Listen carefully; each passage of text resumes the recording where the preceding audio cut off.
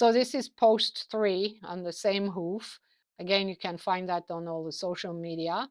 Um, so it's a lateral view, and what does the lateral view tells you on this foot? So not only this horse has sheared to the medial side, but look at the height of the foot. So some people, it's a young horse, but some people would think, well, it's not so bad. It's nice upright, you know, blah, blah, blah. But look at the foot length, or the base of support of the foot, which is 11 centimeter. Look at the heel to bulb distance, which is 2.91. And the hoof angle is 61, which is kind of high. So I would say it's kind of a hoof that tends to go into being clubby. It's not a true club foot because it's a maintenance and trimming problem, but it's something to address. It's after trim. It's lowering the heel adequately. Again, we didn't go below the frog plane. We were extremely careful. I did not go below the frog plane, but that was a horse for a seminar here.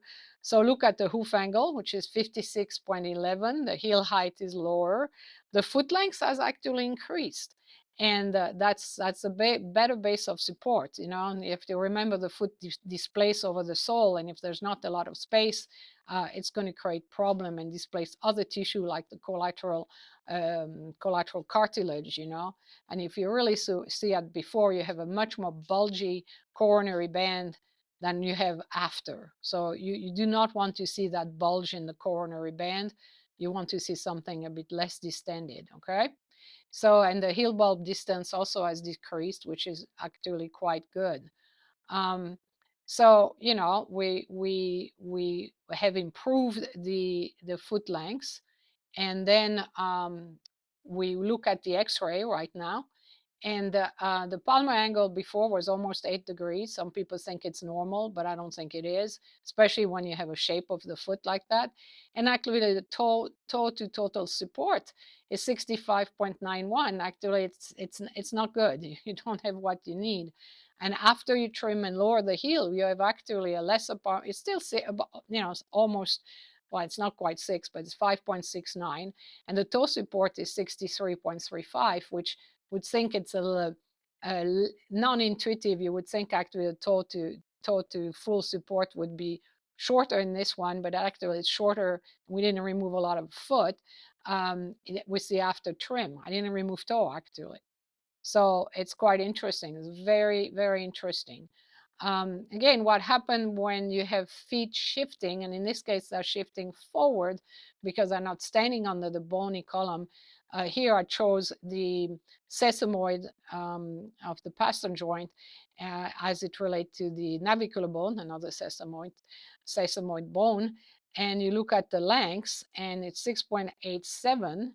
And after you lower the heel, you have a lesser distance as it relates to the sesamoid from the pastern joint to the navicular bone, which means actually the foot is shifted more to a caudal area, which is very important, and the hoof is standing more on the bony column. It's not just visually, but it's internally. So what you have to be really careful with, you know, it's when you make those changes, it's not the same hoof, but you do need to actually do changes by very small increment, because you have no idea how this foot actually will change over time, because you don't know how the horse has compensated. So if I'm going to have to give support and has placed the shoe around the bony column, which is like my projection of the bony landmarks in 3D, you do need to not pass the coronary band.